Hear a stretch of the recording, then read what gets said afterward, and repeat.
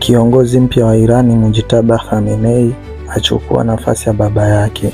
Siku chache baada ya kuuawa kwa Ayatollah Ali Khamenei, baraza la wataalamu limemteua mwanawe kama mrithi chini ya hali ya vita, huku mabomu yakianguka. Je, Mujtaba Khamenei ni nani?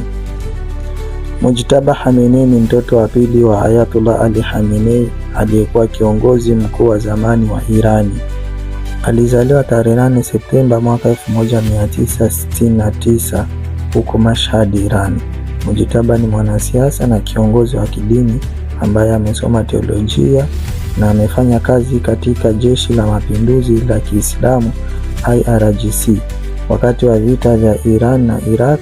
Pia amefundisha teolojia katika chuo kikuu cha Qom.